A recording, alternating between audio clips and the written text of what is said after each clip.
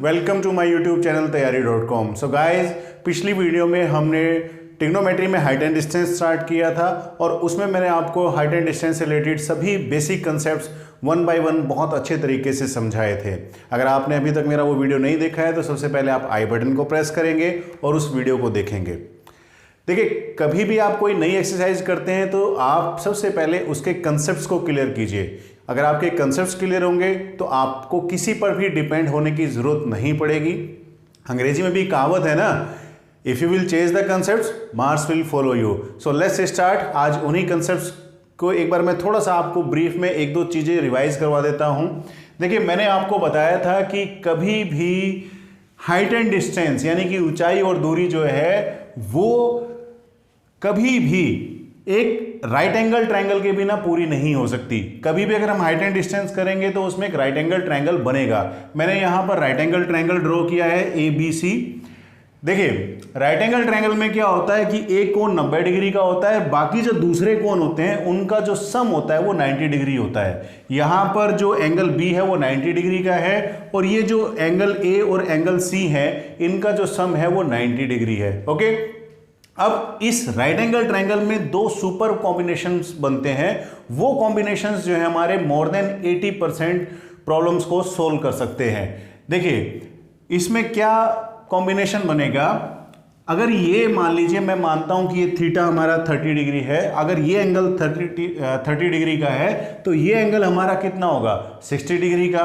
क्यों? क्योंकि ये एंगल 90 डिग्री का और एक ट्रायंगल जो होता है उसके तीनों कोनों का जो सम होता है वो 180 डिग्री होता है। ठीक है, तो जो पहला कॉम्बिनेशन बना वो बना 30, 60 और 90 का। अगर 30, 60, 90 का कॉम्बिनेशन बन रहा है तो जो उनकी साइड्स है उनका जो रेशियो होगा वो 1:√3:2 होगा। इसी तरह से एक कॉम्बिनेशन बनता है 45, 45 और 90। अगर ये एंगल 45 का है ऑब्वियसली ये भी 45 डिग्री का ही होगा। ठीक है, तो इसमें जो कॉम्बिनेशन हमारा बन रहा है वो 45, 45 और 90 का बन रहा है। इसमें जो साइड्स हैं उनका जो रेशियो होगा साइड्स का वो होगा 1:1:√2। ठीक है, ये कॉम्बिनेशन बहुत ज़रूरी है ऊंचाई तथा दूरी के लिए। आप उस वीडियो को भी देखिएगा क्योंकि वो सारे कंसेप्ट्स मैं आपको हर वीडियो में बार बार नहीं करा पाऊंगा। ठीक है, सो लेट्स स्टार्ट। हमारा आज का पहला क्वेश्चन है, the angle of elevation of a tower from a distance of 60 metre from its foot is 30 degree. The height of the tower is. इसने क्या कहा है कि एक टावर है और उस टावर के बॉटम से 60 मीटर दूर कोई पॉइंट है। उस पॉइंट से टावर के टॉप को देखने पर एंगल ऑफ एलिवेशन बनता है 30 डिग्री का। तो बताइए टावर की हाइट कितनी होगी। तो चलिए इसको करते हैं हम फटाफट। मान लेते हैं AB हमारा टावर है। देखिए, ये AB जो है वो हमारा टावर है और ये जो BC है ये C वो पॉइंट है जहां से हमने टावर के टॉप को देखा। तो इसने जो BC की जो लेंथ दे रखी है वो कितना दे रखा है, डिस्टेंस दे रखा है इसने 60 मीटर्स। ठीक है, और एंगल ऑफ एलिवेशन कितना दे रहा है वो यहां पर हमें दे रहा है 30 डिग्री का। क्लियर है? अगर ये 30 डिग्री का है तो ये कितने डिग्री का होगा? ऑब्वियसली ये 60 डिग्री का होगा। ठीक है, और अब इसमें कॉम्बिनेशन क्या बना 30, 60 और 90। तो 60 हमेशा क्या होगा √3 होगा, यानी कि अगर हम इसकी रेशियो में वैल्यू देखें तो ये वैल्यू आई हमारी √3। ओके, अब कुछ नहीं बचा इसमें। हम देख लेते हैं कि √3 = 60 मीटर्स है और हमें क्या निकालना है ये 1, यानी AB क्या है रेशियो के हिसाब से 1 है। हमें टावर की हाइट निकालनी है तो 1 कितना होगा, ये होगा 60/√3। अब हम इसको रैशनलाइज कर लेंगे और रैशनलाइज करने के लिए हम ऊपर नीचे √3 से इसकी मल्टीप्लाई कर देंगे। √3 × √3 कितना हो गया 3 हो गया। 3 से जब हम 60 को काटेंगे तो कितना आया 20। तो कितनी आ गई हमारे टावर की हाइट 20√3 मीटर्स। ठीक है, अगर ऑप्शन में हमें डेसिमल में दे रखा है तो हम क्या करेंगे 20 की मल्टीप्लाई हम √3 की वैल्यू से मल्टीप्लाई करेंगे। √3 होता है 1.732। ओके, आप देखिए इसकी मल्टीप्लाई करेंगे तो 32 दूनी कितना आ गया 64 और 17 दूनी कितना आ गया 34। तो 34.64 मीटर्स जो है इस टावर की हाइट होगी। ओके, तो हमारा आंसर कितना आ गया 34.64 मीटर्स या 20√3 मीटर्स। ओके, सो चलिए नेक्स्ट क्वेश्चन की तरफ चलते हैं। नेक्स्ट क्वेश्चन है, if the angle of elevation of the sun changes from 30 degree to 45 degree, the length of the shadow of a pillar decreases by 20 metres, height of the pillar is. इसने क्या कहा है कि एक pillar है, उस pillar से किसी स्पेसिफिक पॉइंट से अगर हम देखें तो जो इसकी जो शेडो थी पहले 30 डिग्री का एंगल बना रही थी, ठीक है, और कुछ टाइम बाद जो है ये एंगल 45 डिग्री का हो जाता है, जिससे जो उसकी शेडो थी वो 20 मीटर डिक्रीज हो जाती है। कितना डिक्रीज हो जाती है? 20 मीटर डिक्रीज हो जाती है। तो बताइए कि उस पिलर की हाइट कितनी है। ठीक है, चलिए इसको हम देखते हैं। मान लीजिए हम ये देख लेते हैं कि ये पिलर है हमारा, ओके, और किसी स्पेसिफिक टाइम पर जो है इसकी शेडो पड़ रही है यहां तक, ओके, और यहां से हम देखते हैं तो ये जो एंगल ऑफ एलिवेशन बन रहा है ये बन रहा है हमारा 30 डिग्री का। कितने डिग्री का दिया है इसने? 30 डिग्री का। कुछ टाइम बाद जो है ये एंगल जो है वो 45 डिग्री का हो जाता है, और जब ये एंगल 45 डिग्री का होता है तो जो शेडो है वो 20 मीटर कम हो जाती है। देखो पहले शेडो यहां तक थी, अब शेडो केवल यहां तक आ रही है। तो ये जो डिस्टेंस इसने हमें दिया है, ये जो इसकी शेडो कम हुई है वो हुई है 20 मीटर्स। ठीक है, यहां आप ये देखिए कि जितना हम ऑब्जेक्ट की तरफ चलेंगे उतना एंगल हमारा बड़ा होता जाएगा। देखिए इधर 30 है, जितना हम इधर चलेंगे एंगल बड़ा होता जाएगा, क्योंकि यहां पर तो जब यहां पहुंचेंगे तो 90 डिग्री का एंगल हो जाएगा। अब इसको हम कैसे करेंगे? सबसे पहले हम देखते हैं ये जो बड़ा ट्रायंगल है, बड़ा ट्रायंगल, इसमें रेशो क्या बन रहा है? 30। अगर ये 30 का है तो ये पूरा कितने का होगा? ये पूरा 60 का होगा कि नहीं होगा? तो कितने का क्या हमारा रेशियो बना? 30, 60 और 90। ठीक है, उसमें अगर हम देखें तो 60 के सामने हमेशा कितना होता है? √3 होता है। देखो 1:√3:2 रेशियो है। यहां कितना हो गया? √3। यानी कि यहां से लेकर और यहां तक इसकी जो लंबाई है वो कितनी है? √3 है। ठीक है, अब देखिए 45 वाले में हम आते हैं, छोटे ट्रायंगल में आते हैं। अब ये 45 है तो ये वाला जो एंगल है, ये वाला एंगल, ये देखिए ये वाला जो छोटा एंगल है ये कितने का? ये भी 45 का होगा, तो ये 1 हो जाएगा और ये भी 1 हो जाएगा। ठीक है ना। अब यहां पर एक चीज देखिए आप कि ये यहां से यहां तक √3 है और ये यहां से यहां तक कितना? 1।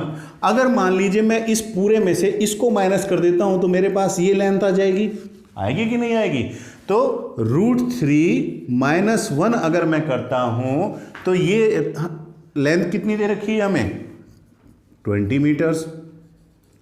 हो गया ना। हमें क्या निकालना? 1। तो 1 अगर निकालना है तो कितना आ गया? 20/√3 - 1। इसको रैशनलाइज कर लेते हैं। ऊपर नीचे √3 + 1 से हम मल्टीप्लाई कर देंगे।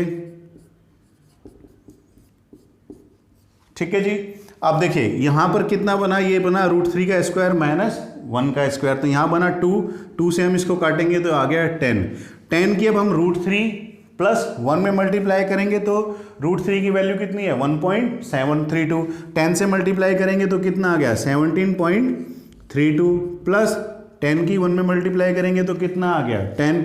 ये आ गया आपका 27.32 मीटर्स। जो हमारे पिलर की हाइट आई है वो कितनी आई है? 27.32 metres.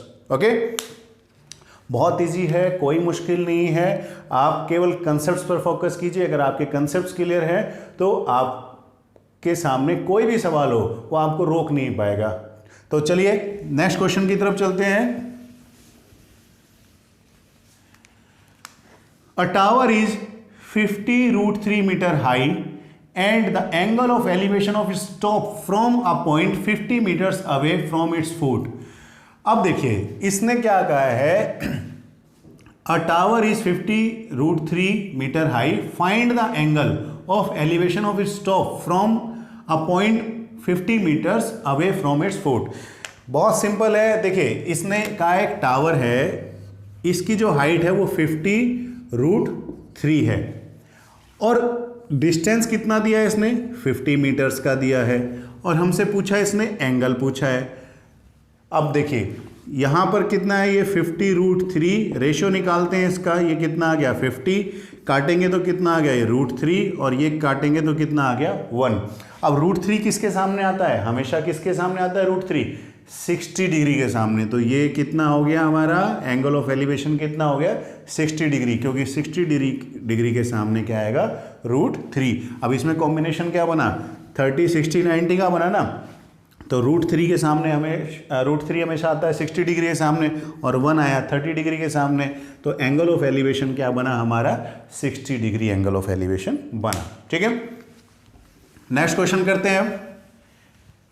The ratio of the length of a pole to its shadow is 1:√3.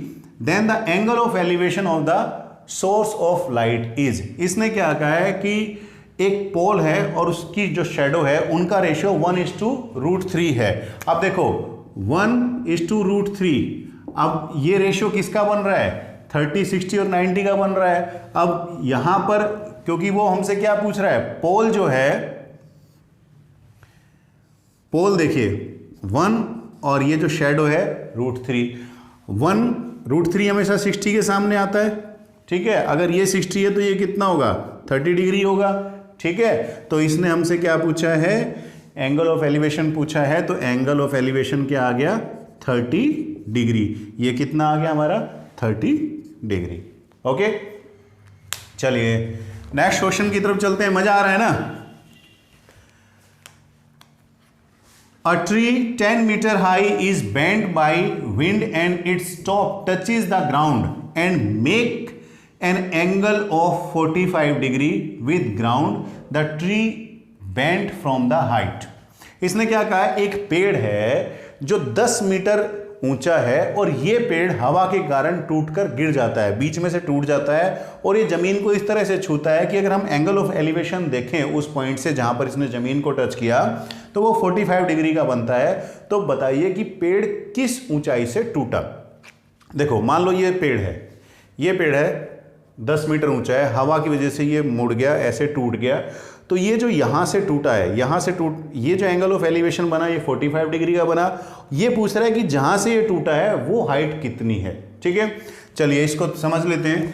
देखो एक पेड़ है, मान लो ये पेड़ है, ये पेड़ यहाँ से हवा की वजह से टूट गया और ये ज़मीन पर ऐसे गिर गया। अब ये ज़मीन पर इस तरीके से गिरा है तो इसने यहाँ पर 45 डिग्री का एंगल बनाया है। पेड़ यहाँ से यहाँ तक कितना लंबा, ऊंचाई कितनी दे रखी है इसने हमें 10 मीटर दे रखी है। ठीक है, अगर ये 45 डिग्री है तो ये एंगल हमारा कितने डिग्री का होगा, ये भी 45 डिग्री का होगा। तो ये 1 होगा, ये 1 होगा और ये √2 होगा। ठीक है, इस कॉम्बिनेशन में रेशियो क्या था 1:1:√2। अब पेड़ की लंबाई क्या है, पेड़ की लंबाई क्या है, देखो ये यहाँ से तो ये टूटा है और ये गिरकर यहाँ पर आया, यानी कि ये साइड और ये वाली साइड, ये जो साइड हैं दोनों साइड्स हैं, ये पेड़ की ऊंचाई के बराबर है। ठीक है ना, देखो भाई पेड़ यहाँ से टूट गया, पेड़ की हाइट ये थी, ये गिरकर यहाँ पर आ गया, इसने 45 डिग्री का एंगल बनाया, तो ये जो गिरा है यही तो इधर आई है, यही तो शिफ्ट हुई है इधर, तो ये साइड और ये साइड जो है वो किसके बराबर है, पेड़ की ऊंचाई के बराबर है। तो यानी कि √2 + 1 जो है, पेड़ की ऊंचाई कितनी दे रखी है हमें 10 मीटर्स, 10 मीटर के बराबर है। ठीक है, अब इसको हम रेशनलाइज, हमें क्या निकालना है, कहाँ से टूटा यानी 1 निकालना है। तो ये कितना आ गया 10/√2 + 1, इसको रेशनलाइज कर लेते हैं, √2 - 1 से मल्टीप्लाई करेंगे, √2 - 1 से दोनों ऊपर नीचे मल्टीप्लाई किया तो यहाँ पर देखिए √2 का स्क्वायर कितना हुआ 2 - 1 का स्क्वायर कितना हुआ 1, तो 2 में से 1 गया, कितना बचेगा 1। अगर 1 से हम इसको काटेंगे कोई फ़र्क नहीं पड़ता। अब ये कितना आ गया 10 × √2 - 1, तो यहाँ √2 की जो वैल्यू होती है वो होती है 1.414। इसको आप ऐसे याद रख सकते हैं 14 14 14 14। ठीक है, तो √2 से मल्टीप्लाई करेंगे 10 को तो ये कितना आ गया 14.14 - 10, 10 की मल्टीप्लाई 1 में करेंगे तो -10 आ गया, इज इक्वल टू क्या आ गया 4.14 मीटर। यानी कि ये जो हाइट है हमारी यहाँ तक, ये हाइट है हमारी 4.14 मीटर्स जहाँ से पेड़ टूटा था। ओके, चलिए अब नेक्स्ट क्वेश्चन की तरफ चलते हैं।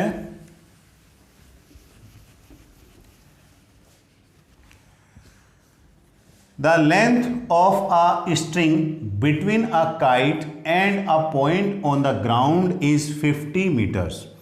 The string makes an angle of 60 degree. If there is no slack in the string, the height of the kite is.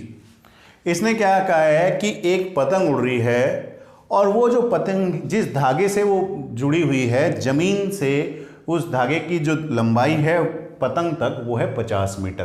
तो अगर वो एंगल ऑफ एलिवेशन जो है वो 60 डिग्री का बना रहा है तो बताइए कि पतंग किस ऊंचाई पर उड़ रही है।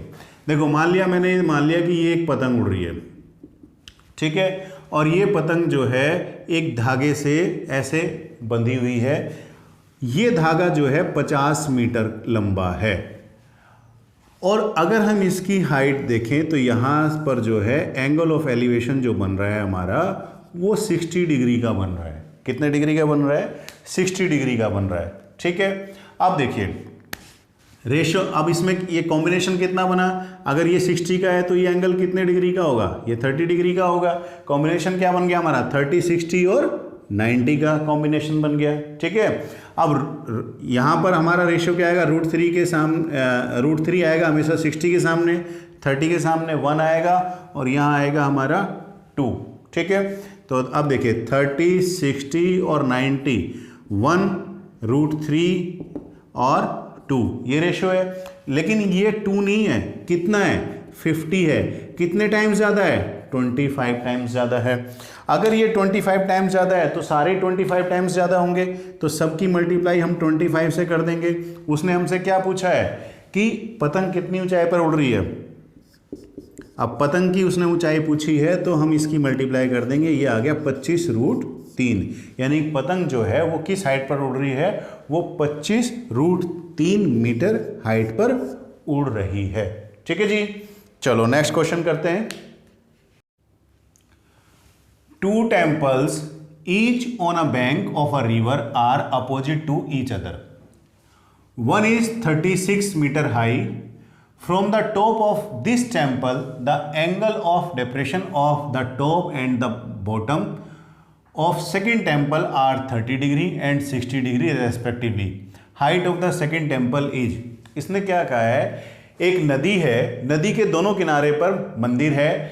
एक मंदिर की जो हाइट है वो 36 मीटर है और जो दूसरा मंदिर है, जब हम पहले मंदिर से दूसरे मंदिर के टॉप और बॉटम को देखते हैं, पहले मंदिर के टॉप से, तो जो एंगल ऑफ एलिवेशन बनता है वो 30 डिग्री और 60 डिग्री का बनता है। तो बताइए कि सेकंड टेम्पल जो है उसकी हाइट कितनी होगी। देखिए मान लीजिए एक टेम्पल तो हमारा ये है, ठीक है, और दूसरा टेम्पल हमारा ये है और ये नदी की चौड़ाई हो गई। जब उसने टॉप से टॉप पर देखा तो ये जो एंगल बना ये बना 30 डिग्री का, ठीक है। और जब उसने टॉप से दूसरे मंदिर के बॉटम पर देखा तो ये एंगल बना 60 डिग्री का, ठीक है। और इस टेम्पल की जो इसने हाइट दे रखी है पहले टेम्पल की, वो दे रखी है 36 मीटर्स। क्लियर है। लेकिन अगर हम देखें रेशो के हिसाब से, इस रेशो के हिसाब से देखें तो 60 के सामने क्या होगा? √3। यानी कि यहाँ से यहाँ तक जो इसकी हाइट है टेम्पल की वो √3 है। इसका मतलब क्या हो गया? √3 इज इक्वल टू जो हो गया आपका 36 मीटर्स हो गया। अब हम 1 की वैल्यू निकाल लेते हैं, जो नदी की चौड़ाई होगी। 1 की वैल्यू हमने निकाली तो ये आ गया 36 अपॉन में √3। रैशनलाइज करेंगे, √3 से ऊपर नीचे मल्टीप्लाई करेंगे, ये क्या बन गया? 3 बन गया। 3 से इसको डिवाइड करेंगे तो ये आ गया 12, तो ये 12√3 आ गया हमारा नदी की चौड़ाई। यानी कि यहाँ से यहाँ तक जो ये आया 12√3, ठीक है। अब नदी की चौड़ाई जितनी यहाँ है उतनी यहाँ रही होगी। क्लियर है ना। तो ये अगर हम देखें 30 वाले ट्रायंगल में हम देखते हैं तो ये साइड हमारी क्या होगी? √3 होगी, ठीक है। और नदी की चौड़ाई कितनी है हमारी 12√3, तो यहाँ पर भी उतनी ही होगी। इसका मतलब क्या है कि इस √3 की वैल्यू की जगह हम क्या रख सकते हैं, 12√3 मीटर्स रख सकते हैं कि नहीं रख सकते, रख सकते हैं ना। अब 1 की वैल्यू निकाल लेते हैं, 12√3 अपॉन में √3, तो √3 से √3 चला गया, ये आ गया आपका 12 मीटर्स। यानी कि यहाँ से लेकर और यहाँ तक जो है ये आ गया आपका 12 मीटर्स, ठीक है, क्योंकि ये 1 है। अब देखिए ये बात निकल कर आती है कि ये जो मंदिर है, ये वाला मंदिर, ये दूसरे मंदिर से कितना ऊंचा हो गया, 12 मीटर्स हो गया। तो हम क्या करेंगे, 36 माइनस हम 12 करेंगे तो आ गया हमारा 24 मीटर्स। ये जो सेकंड टेम्पल है इसकी जो हाइट आई है वो आई है 24 मीटर्स, यानी कि यहां से यहां तक जो है हाइट सेकंड टेम्पल की हुई वो 24 मीटर्स हाइट हुई। ओके, चलिए नेक्स्ट क्वेश्चन की तरफ चलते हैं।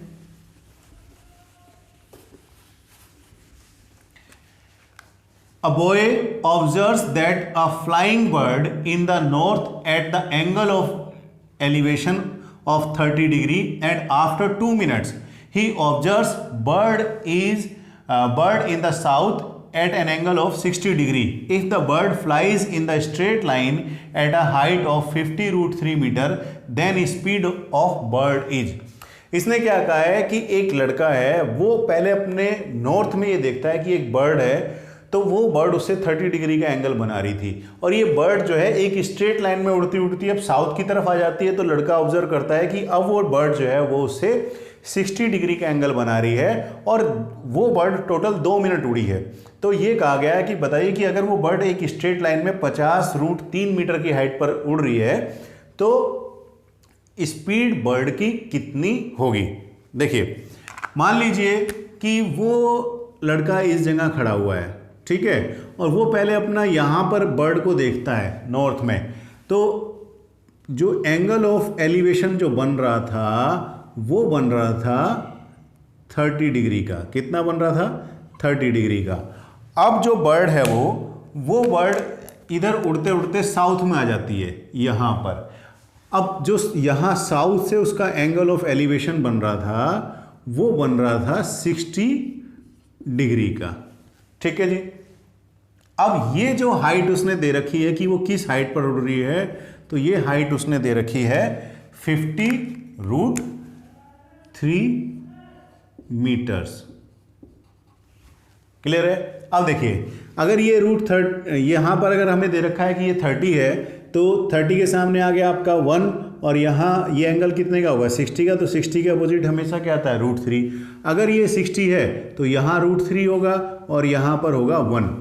अब देखिए हाइट तो बिल्कुल सेम है, लेकिन अगर हम दोनों एंगल्स में रेशियो के हिसाब से देखते हैं तो ये परपेंडिकुलर हमारा √3 आ रहा है और ये परपेंडिकुलर हमारा 1 आ रहा है। तो हम क्या करेंगे, पहले परपेंडिकुलर को इक्वल करेंगे। इक्वल करने के लिए क्या करेंगे, इक्वल करने के लिए हम करेंगे कि ये जो है 1, इसकी मल्टीप्लाई इधर √3 से कर देंगे और इस √3 की मल्टीप्लाई इधर 1 से कर देंगे। तो देखो 1 × √3 कितना होगा, √3, और √3 × 1 कितना होगा, आपका √3 रहेगा। तो हमारा परपेंडिकुलर क्या होगा, इक्वल हो जाएगा। तो हम इसमें मल्टीप्लाई कर देते हैं 1 से, इसमें मल्टीप्लाई कर देते हैं √3 से। तो ये बन गया आपका √3 और ये बन गया आपका √3, ठीक है। अब हमने जो मल्टीप्लाई यहाँ 1 से की है तो इधर भी हमें 1 से करनी पड़ेगी, इंटू 1 करेंगे तो ये आ गया 1। और अगर हमने यहाँ √3 से मल्टीप्लाई की है तो इधर भी हमें √3 से मल्टीप्लाई करनी पड़ेगी, क्योंकि मल्टीप्लाई तो हमें दोनों जगह करनी पड़ेगी ना भाई, रेशियो है हमारी एक।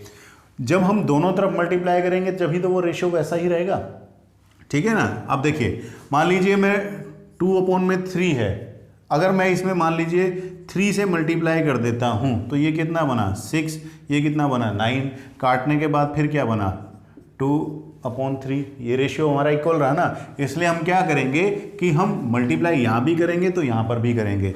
तो ये √3 × √3 मल्टीप्लाई करेंगे तो ये कितना आ गया 3, ठीक है। यानी यहाँ से लेकर यहाँ तक का जो डिस्टेंस जो बर्ड ने कवर किया वो कितना हो गया 3 + 1 = 4 मीटर्स हो गया, ठीक है। 4 आ गया, मीटर्स नहीं हम इसको करते।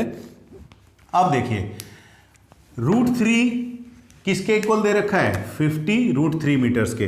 तो √3 = कितना आ गया आपका 50√3 मीटर्स आ गया। तो 1 कितना आ गया आपका 50√3 अपॉन में √3 से √3 कटा गया, तो यानी कि 50 मीटर्स।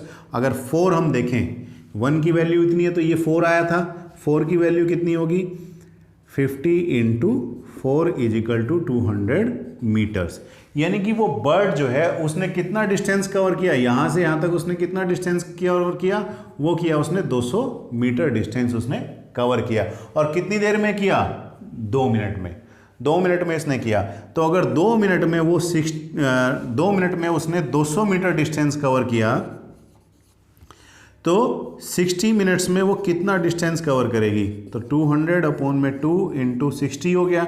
अब इसको हम किलोमीटर में भी कन्वर्ट कर सकते हैं, तो किलोमीटर में कन्वर्ट कर देते हैं मीटर को। 1000 से इसको हम डिवाइड करेंगे, इस 0 से ये 0 क्रॉस हो गया, ये 2 0 से 2 0 क्रॉस हो गया, 2 से 2 क्रॉस हो गया, यानी कि 6 किलोमीटर्स पर आवर जो है वो बर्ड की स्पीड थी। ठीक है, चलिए अब नेक्स्ट क्वेश्चन की तरफ चलते हैं। नेक्स्ट क्वेश्चन है, a plane flying at a height of 6000 meters passes vertically above another plane an instant.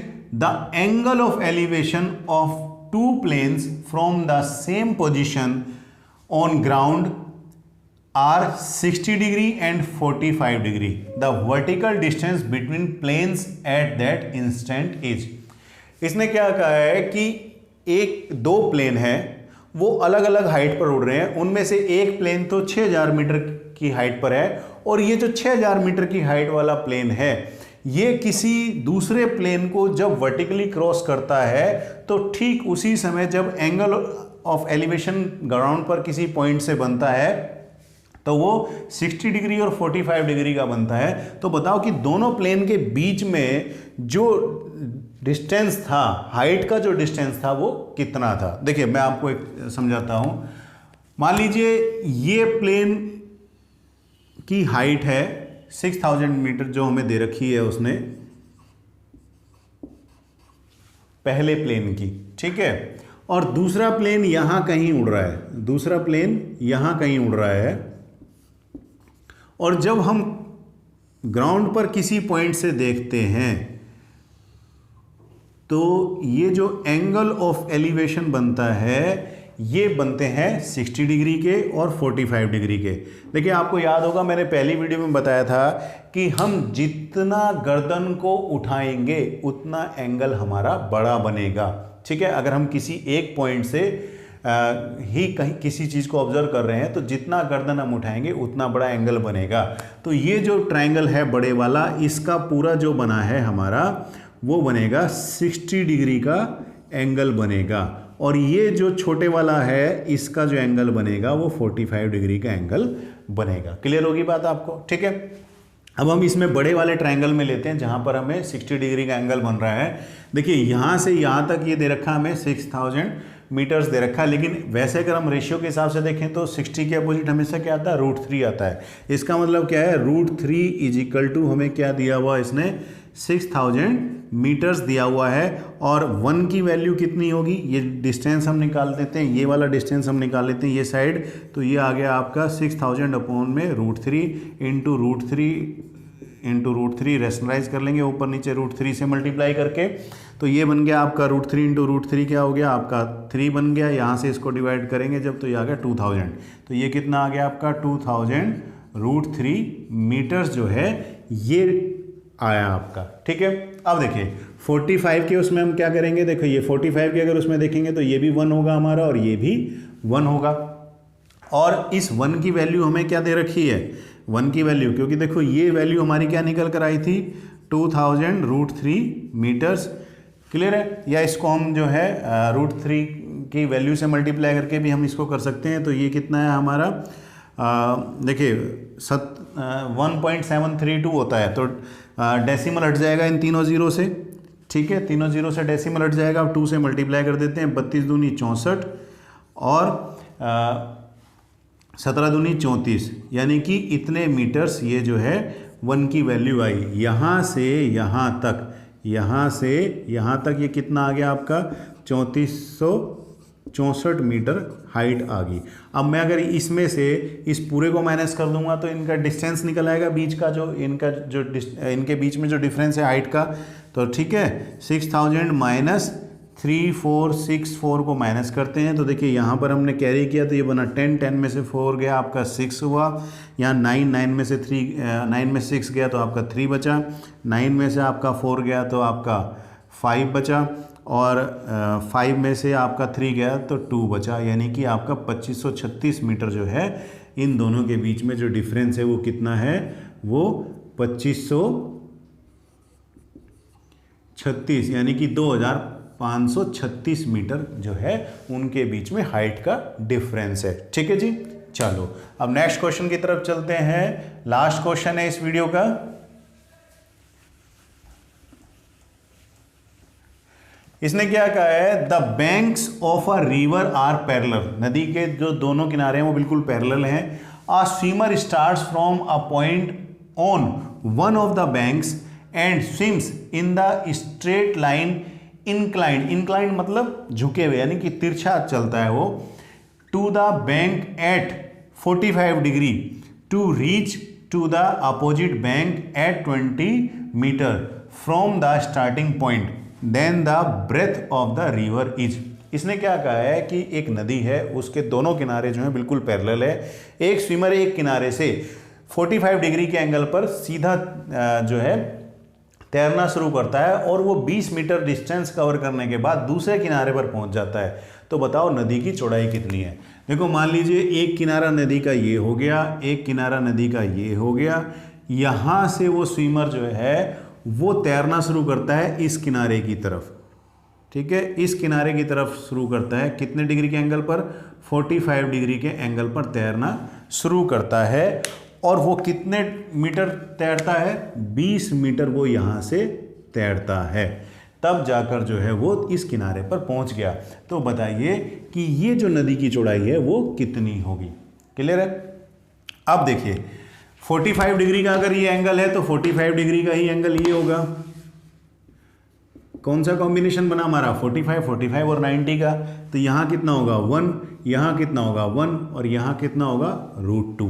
Clear है। तो √2 की वैल्यू कितनी दे रखी है इसने हमें, 20 मीटर्स इसने वैल्यू दे रखी है। 1 की वैल्यू कितनी होगी, 20 अपॉन में √2, रेशनलाइज करते हैं, √2 इंटू √2 से मल्टीप्लाई करते हैं तो ये आ गया 2, 2 से 20 को डिवाइड किया हमने, आ गया 10, तो ये आ गया आपका 10√2। ठीक है, √2 की वैल्यू मैंने आपको बताई थी कि 1.414 होती है, तो ये कितना आ गया 10 इंटू 1.414 इजिकल टू कितना आ गया 14.14 मीटर्स।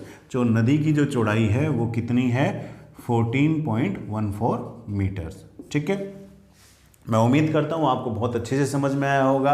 अगर आपको वीडियो पसंद आया तो आप यहाँ से बिल्कुल उसको लाइक कीजिएगा। अगर आपने चैनल को सब्सक्राइब नहीं किया है तो चैनल को सब्सक्राइब कीजिएगा। Thank you for watching.